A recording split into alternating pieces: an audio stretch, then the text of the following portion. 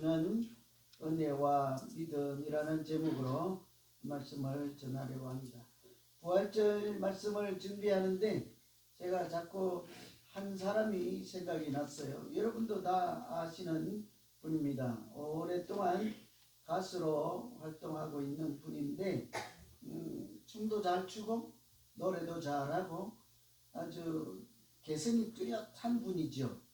그래서 아마 댄서 가수로 한국에 처음이지 않을까 하면 누가 생각났어요? 김완선. 아세요 이름? 김완선이라는 분인데 이분이 벌써 한 40년 정도 되는 경력을 갖고 있다네요. 근데 노래 잘하고 춤 잘 추고 뭐 가수잖아요. 근데 제가 노래 잘한다고 소개하는 것이 아니고 며칠 전에 뉴욕에서 화가로 이렇게 자기 개인전을 했다는 뉴스를 보게 된 거예요. 노래하는 사람이 뭐 그림을 그려봐야 얼마나 잘 그리겠어요. 그런데 처음으로 그린 그림인데 이게 그것도 뭐 조그만한 어디 구석에서 아니고 어디에서요?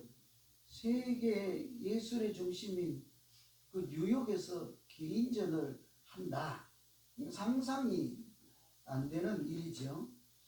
이분이 팬데믹 기간 동안에 가수 활동을 잘 할 수 없으니까 붓을 잡았대. 어디 나가지도 못하고 하니까 그림을 하나 둘 그리기 시작해서 그 그림을 어디에 하나 이렇게 딱 보냈는데 출품을 했는데 그 그림 하나를 보고 전혀 알지도 못하는 누군가가 찾아와서 뉴욕에서 당신 그림을 전시회를 하자. 뭐 이건 뭐 기적 중에 기적인 거죠. 상상할 수 없는 일이 벌어진 거예요. 근데 정말 뉴욕에 가서 그림을 엄청 커요. 큰 그림 뭐 이렇게 했는데 모든 사람들이 와서 아주 좋은 평가를 내리는 거예요. 전문가들조차도. 그래서 자기는 가수잖아요. 이게 꿈인가 생신가 뉴욕에서 길거리를 걸어가는데도 꼬집어 보기도 하고 이게 꿈인가 생신가 이런 일이 있었죠. 그래서 제가 오늘 부활절인데 이런 얘기를 하는 것은 뭐 대단한 일이 있습니다. 뭐 그림을 잘 그립니다. 이런 얘기가 아니고 자기에게 일어난 이런 현상, 자기 일상생활에서 일어난 이것을 이분이 정리하기를 이렇게 얘기를 하더라고요. 기적은 멀리 있는 것이 아니라 내 삶 속에 있다. 이해가 되십니까? 기적은 지금까지는 남의 일이었죠. 자기하고는 관계없는 일이요. 기적은 아주 특별한 순간에 누구 특별한 사람만 만나보고 경험할 수 있는 일인데 자기 일상의 삶 속에서 기적을 만났다. 그래서 지금 돌아보니 기적은 멀리 있는 것이 아니라 내 일상생활 속에 있다. 근데 제가 마침 부활절 예배를 준비하고 말씀을 묵상하고 있는 중이니까 제 귀에는 이렇게 들리더라고요. 기적이 아니라 부활은 멀리 있는 것이 아니라 우리의 일상 삶 속에 있다. 아멘이 되세요 여러분. 부활이 천국에 가서 만나는 부활만이 있는 것이 아니고 부활이 예수님께만 있는 것도 아니고 부활이 오늘만 있는 것도 아니고 우리의 일상생활 삶 속에 믿음 생활 여정 가운데 항상 부활하신 주님께서 살아계시고 부활의 은혜와 부활의 능력이 함께 하시는 줄로 믿습니다. 부활이 없으면 우리 신앙생활이 신앙생활 되지 못하는 거죠. 근데 아멘 하시긴 하셨는데 제가 짓궂고 좀 궁금해서 그런데 평소 믿음 생활할 때 그 부활하신 예수님의 그 부활의 능력과 은혜가 그 믿음 생활 속에 영향을 주고 부활 때문에 내가 살았다. 부활 때문에 내가 또 한 번 도전한다. 부활 때문에 내가 소망을 다시 찾았다. 이런 하나님의 역사가 나타나고 계십니까? 한 절반은 줄었네. 구체적으로 물어보니까 절반은 줄었네. 부활이 멀리 있는 것이 아니라 우리 삶 속에 있습니다. 아멘. 그러지만 진짜로요? 믿음 생활에 부활의 은혜가 충만하십니까? 부활 때문에 소망을 다시 찾은 적이 있습니까? 노멘 이러고 하고 있어요. 부활이 남의 일이 아니고 주님만의 일이 아니고 천국에서만 경험할 수 있는 일이 아니라 우리 일상이 부활의 은혜 연속이잖아요. 우리가 안식일을 지키라 하다가 주일을 지키잖아요. 차이가 뭡니까? 오늘이 주일이 부활주일이라는 얘기예요. 그러니까 우리가 지금은 그 선조들의 전통을 따라 안식일이, 구약에 있는 안식일이 성취된, 완성된 예수 그리스도의 십자가의 부활로 완성된 주일을 구약에 있는 안식일로 예배드리는 날로 전통을 만들어 그렇게 지키고 있는 거죠. 이 우리가 실생활 속에 부활의 능력이 또 부활이 주시는 소망이 있습니까 하니까 자신 없는 분들 들어 계시잖아요.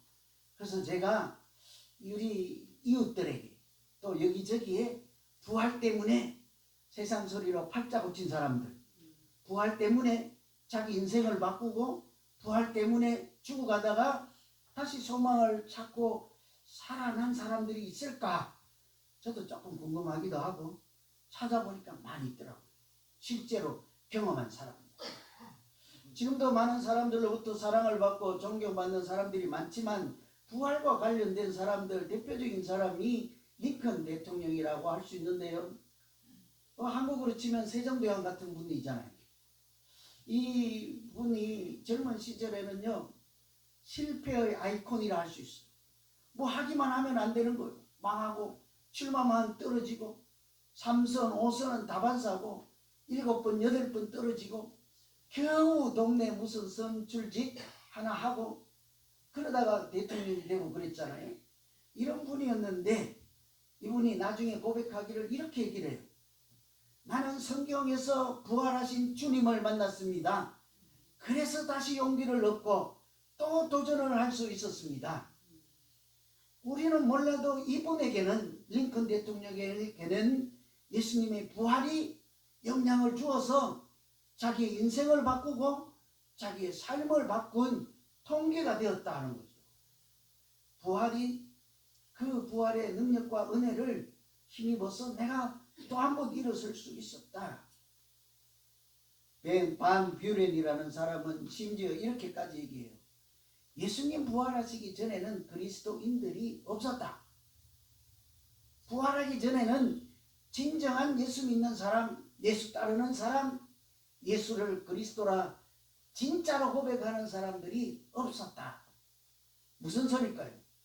누구든지 예수님 부활을 만나야, 부활하신 주님을 만나야 믿음이 제대로 된 믿음으로 성숙하고 신앙생활이 은혜가 충만하고 생명력이 있는 신앙생활을 할 수 있게 된다 하는 말씀이죠. 그 성경책에도 보면 주는 그리스도시요 살아계신 하나님의 아들이로소이다 멋지잖아요. 그죠? 사람의 입으로 주는 그리스도시요 살아계신 하나님의 아들입니다까지 하던 그 제자들이 예수님을 절절 따라다니고 나도 이제 물고기가 아니라 사람을 낳는 어부가 되리라 그렇게 막 도전하고 예수님 따라다니다가 십자가에 달리시는 예수님을 보고 심지어는 달리기도 전에 붙잡혀가는 예수님을 보고 닭이 꽃게어 울기 전에 나 저 사람 몰라요. 나 예수님 상관없어요. 나는 전혀 관계없어. 또 십자가에 달리신 주님을 보고는 아이 다 끝났다 하고 갈릴리로 내려가서 고향으로 낙향해서 옛사람으로 믿음 없는 사람 옛날에 그냥 물고기 잡던 어부로 살아가던 그 사람들 언제 그들이 다시 그들의 믿음이 싹 달라져서 예수님을 진짜 따르는 자기 목숨을 십자가에 내어줄 만한 그런 믿음으로 달라지게 됩니까? 부활하신 주님을 만난 이후에 다 제자는 제자되고 믿음은 믿음답게 되고 사명은 사명답게 되고 그렇게 되지 않았습니까? 그래서 오늘 이런 것을 생각해서 우리에게도 예수 그리스도의 부활하심이 소망이 되고 능력이 되어서 우리도 진정한 그리스도인으로 거듭나고 주님 예수님 부활 때문에 우리의 믿음 생활이 은혜와 능력이 충만한 믿음 생활 되시기를 간절히 기원합니다. 부활이 나를 바꿨습니다. 부활 때문에 내가 또 한 번 도전하고 소망을 찾았습니다. 이런 믿음 생활 되시기를 다시 한번 기원합니다. 예수님께서 부활하신 다음에 우리에게 오셔서 어떻게 하시길래 우리의 믿음이 새롭게 변화되고 우리의 인생이 달라지게 될까요? 오늘 말씀 보면 19절에 이날 곧 안식 후 전날 저녁 때에 제자들이 유대인들을 두려워하여 모인 곳에 문들을 닫았더니 예수께서 오사 가운데 서서 이르시되 너희에게 평강이 있을지어다. 부활하신 주님이요, 그 제자들 사람들에게 오셔서 하신 첫마디는 너희에게 평강이 있을지어다. 이 평강이 무엇이길래 다른 모든 것 제쳐두고 너희에게 평강이 있을지어다 이러실까? 그들의 믿음이 믿음되게 하시고 그들이 제자로서 제대로 제자다운 삶을 살아갈 수 있도록 첫 번째 내린 조치가 평강이 있을지어다. 부활하신 주님이 그들을 찾아와서 보니까 문을 닫아 걸고 방에 갇혀서 두려움에 떨고 있는 거죠.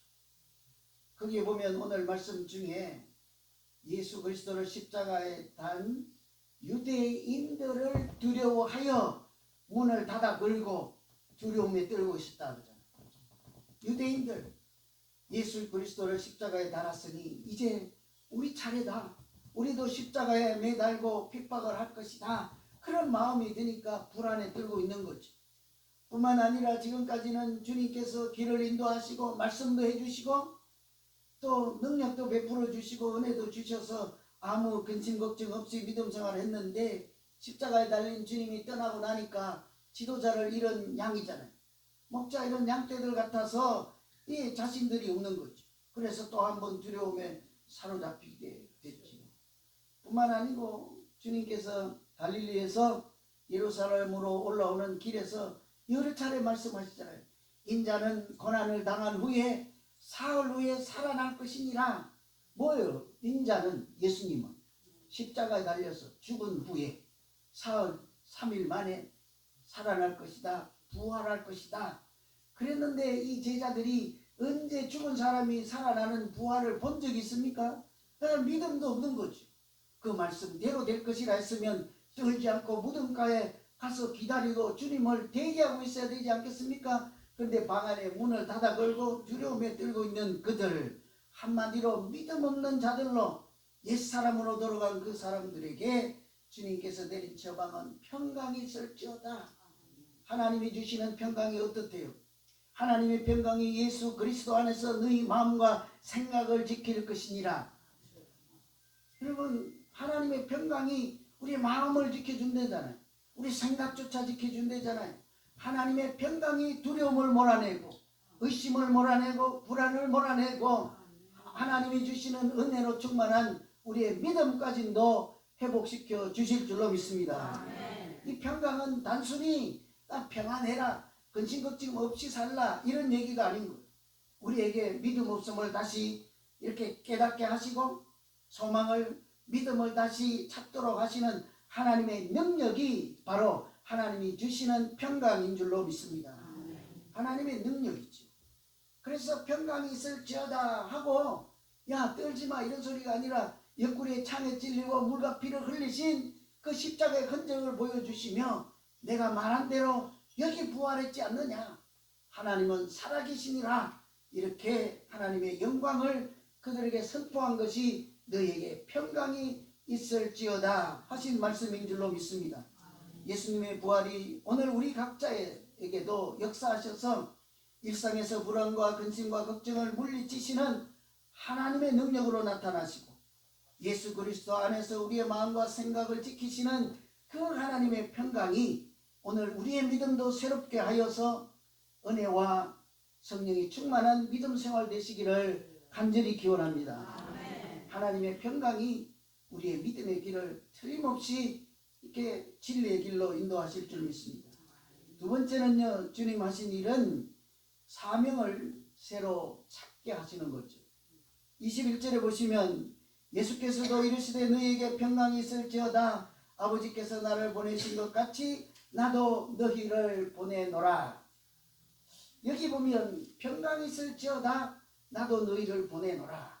예수님은 우리가 근심 걱정 불안 없이 그냥 평안하게 사는 것으로 끝내지 않는다. 우리가 아무 근심 걱정 없이 건강하게 잘 사는 것이 아름다운 인생이라고 끝내지 않으신다. 평강하고 건강하고 은혜가 충만하고 성령이 충만할수록 그 다음이 뭐예요? 내가 하나님이 나를 보낸 것 같이 나도 너희를 보내노라. 무슨 말씀이겠습니까? 너희가 이제 평안하냐? 믿음을 회복하였느냐? 의심이 떠나갔느냐? 불안하지 않느냐? 부활을 보았느냐? 그러면 이제는 내가 너희를 보내노니 땅끝까지 나가서 부활의 정인으로, 하나님의 정인으로, 십자가의 정인으로 그렇게 사명으로 살아야 하느니라. 그들에게 사명을 다시 찾아주시는, 사명을 선언하는 말씀인 줄로 믿습니다. 그래서 오늘 부활절을 제대로 잘 보내는 믿음 있는 사람들의 모양이 어때야 될까?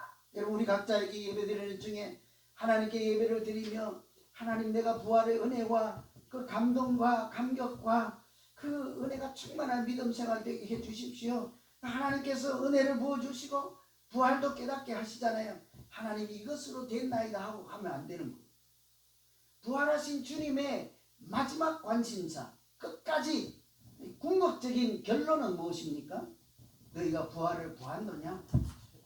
너희가 부활을 보았느냐? 이제는 증인으로 살아야 되지 않겠느냐? 무슨 증인입니까? 부활의 증인이고요. 내가 부활하신 주님을 만났습니다.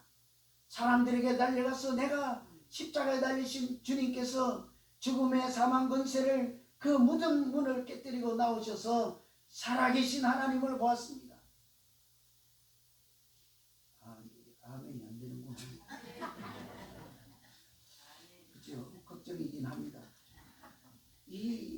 우리가 주님께서 바라시는 것은 부활의 은혜, 소망, 좌절했다가 다시 도전하는 용기 다 좋은데요. 마지막에는 뭐예요? 내가 너희를 보내노라. 다시 사명자로 살라 하는 말씀이죠. 그 사명이 뭘까요? 오늘 말씀 중에 제가 가장 은혜 받은 구절이 뭐래요? 너희가 누구의 죄든지 사하면 사하여질 것이요 그대로 두면 그대로 있으리라. 그래서 누가 죄를 사하면 그대로 죄가 사하여진다고 해요. 1번 예수님, 2번 하나님, 3번 성령님, 4번 내가. 누구예요, 여러분? 누구든지 너희가 예수 이름으로 그들의 죄를 사하면 사하여질 것이요. 여러분, 우리에게 이런 하나님의 능력과 은혜를 주신다는 말씀이잖아요. 우리가 어디에 갔는지 하나님을 알지 못하고 사탄 마귀의 권세에 찌들어서 자기 인생을 방랑하고 허랑방탕하게 허송세월하며 어디로 살아가야 하는지, 무엇을 위해서 살아야 하는지도 모르면서 살아가는 사람들에게 십자가를 증거하고 부활을 증거하고 천국 있음을 소개하고 하나님이 살아계심을 증거하며 하나님이 죄의 사함을 주시는 그 은혜를 선포할 때마다 그 사람들의 영혼이 일어서고 그 사람들의 죽은 것 같은 삶이 회복되고 울던 사람들이 눈물을 씻고 다시 소망으로 나올 수만 있다면, 나를 통해서 그런 일이 일어날 수만 있다면 그 인생이 얼마나 행복한 인생이겠습니까? 저는 하나님의 능력과 하나님이 주신 사명으로 행복하게 사시고 능력 있는 믿음 생활하는 우리 모두의 믿음 생활이 되기를 기원합니다.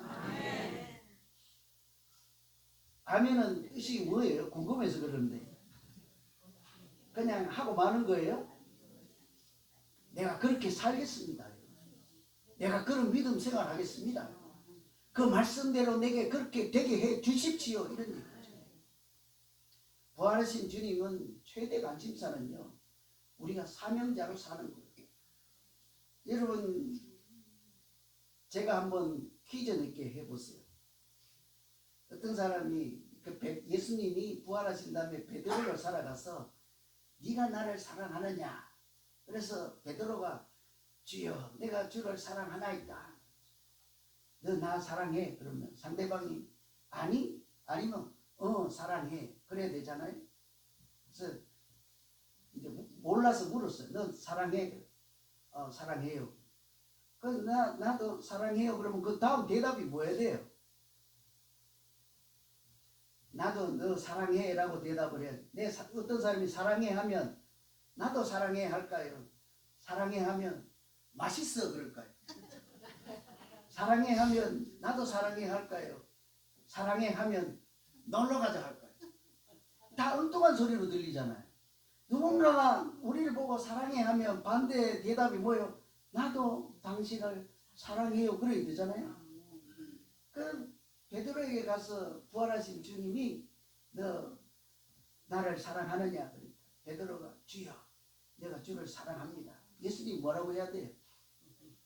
나도 너를 사랑하노라 이렇게 되잖아요.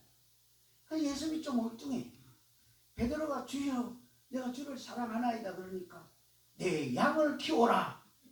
이게 좀 안 맞잖아요. 주님 사랑합니다 그래 밥 먹자 뭐 다른 소리가 되는 거예요. 사랑한다 그러면 사랑한다 그러는데 네가 나를 사랑하느냐? 그러면 내 양을 키워라. 네가 나를 사랑하느냐? 그러면 사명을 다시 찾거라. 그것이 나를 사랑하는 방법이니라 이 말씀이지 않겠습니까? 주님 부활하신 주님이 제자들을 찾아갈 때마다 끝까지 오직 한 가지 관심사는 그들이 다시 사명자로 사는 것이었습니다. 연구하니 그것이 제대로 된 믿음 생활, 그 사명으로 사는 것이 참 믿음 생활일 뿐만 아니라 행복하게 믿음 생활하는 것이기 때문이지 않겠습니까? 사명으로 사는 사람은 신명나게 살죠. 사명으로 사는 사람은 남들이 보기에는 어떨지 몰라도 자기는 보람을 느낀다고, 자기는 행복을 느낀다고. 여러분 사명으로 한번 살아보세요. 남들이 볼 때는 참 불쌍하게 보일 수 있어요. 제가 그렇게 여러 차례 얘기했잖아요. 제가 이렇게 중간에 40살에 신학교로 가니까 이렇게 됐다 이랬잖아요 사람들이. 그리고 나중에 사는 거 보고 다들 뭐라고 하죠. 아니 자기들이 그러거나 말거나 뭐 내 인생에 보태준 게 뭐가 있는데. 저는 행복합니다. 안 행복해 보이시는구나. 그죠? 나 행복하다니까 왜 그러세요? 왜 자꾸. 사명자로 살면 사명을 가지고 살면 아무도 알 수 없는 은혜를 하나님이 주시죠. 러시아 문호 톨스토이가 일반 사람들은 무엇으로 사는가? 그 질문의 답이 뭐예요? 사랑으로 산다. 일반 사람들은 사랑으로 살면 행복해요. 너 사랑해? 나도 사랑해. 그럼 돼. 행복해. 근데 그것을 우리 믿는 사람들의 버전으로 바꾸면 어때요? 예수 믿는 사람은 무엇으로 사는가? 사명으로 산다. 그것이 행복한 길이지. 여러분이 아멘이 안 될 것 같아가지고 사명으로 살면서 가장 행복했던 사람 내가 찾아봤어요. 알버트 슈바이처라고 하는 사람 다 알잖아요. 이 사람은 30살 때 이미 성공한 사람이에요. 30세. 그때 이미 여러 방면에서 탁월한 성공한 천재죠. 30살 전에 벌써 파이프 오르간을 연주하면서 음악인으로 성공한 사람이에요. 우리 지휘자도 30살밖에 안 됐는데 성공했잖아요. 박사님이니까. 미국까지 와서. 그죠? 그 젊은 나이에 성공했어. 수가 있어. 명예도 얻죠. 정말 그게 전부가 아니에요. 음악인으로. 그리고는 신학교 교수가 돼서 이미 유명한 책을 저술하고 이렇게 학장으로 있었으니까 성공한 학자였어요. 또 철학자로서도 인정을 받죠. 부를 얻었죠. 명예를 얻었죠. 명성을 얻었죠. 자기도 사람들이 다 알아주는 30살 안 됐다니까요. 그런데 이분이 21살 때부터 무슨 얘기를 하고 무슨 꿈을 꾸는가 하니까 나는 30살 때까지는 예술을 하며 살고 문학을 하며 살고 학문을 위해서 살겠다. 그러나 30살 때부터는 나는 인류를 위해서 봉사하는 인생을 살겠다. 다르지. 저는 이분 보고 따라한 건 아닌데 비슷하게 하긴 했어요. 30살이 아니고 저는 35. 인생을 70으로 보고 반토막인 35까지는 나를 위해서 산다. 35는 다른 인생을 산다. 남을 위해서 산다. 이런 거죠. 따라한 건 아니에요.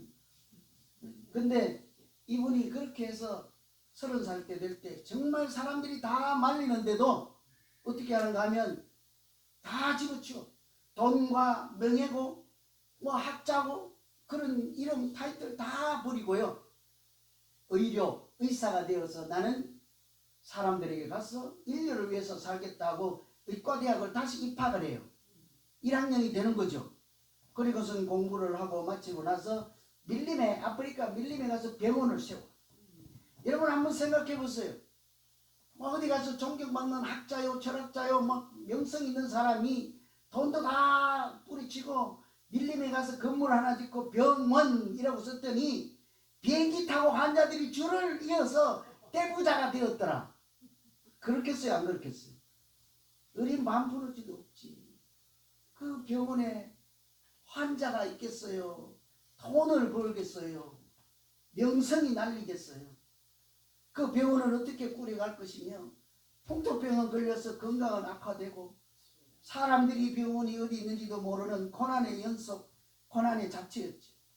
그럼에도 불구하고 그 밀림을 떠나지 않고 평생을 자기 뼈를 거기에 묻을 때 사람들이 저 사람은 성자다, 거룩한 사람이다, 그렇지만 참 불쌍하다, 안 됐다, 막 이렇게 동정의 시선으로 볼 때 기자들이 와서 물어요. 이 사람이 아무 소리 안 하고 단 한마디만 합니다.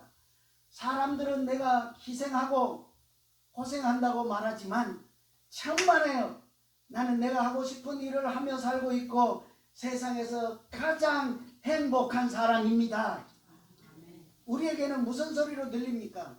하나님이 주신 사명으로 살 때 세상의 그 어떤 명예와 부귀 영화보다 더 행복한 은혜를 하나님께서 주시는 줄로 믿습니다. 평안을 주노라. 내가 성령을 너희에게 주노라. 하나님이 우리에게 사명으로 살 만한 능력과 수단과 은혜를 다 주셔서 부활하신 주님께서 오늘 이 자리에 우리에게 찾아오셔서 하시는 말씀, 평안하라, 걱정 근심 말라, 그러나 사명을 잊지 말라. 그것이 행복한 인생이니라. 그것이 제대로 믿음 생활하는 하나님의 자녀들이니라. 이런 말씀을 다 부활하신 예수님을 통해서 또다시 들으시고 우리의 믿음 생활이 하나님께 진실로 영광을 돌릴 뿐만 아니라 생명력이 있어서 우리를 통해서 누구의 죄든지 사하면 그들의 죄 사함을 얻고 하나님을 찬양하는 우리의 아름다운 믿음 생활이 되시기를 다시 한번 간절히 기원합니다. 아멘. 기도하겠습니다. 하나님 아버지, 부활하신 주님을 만날 수 있는 은혜를 주심을 감사합니다.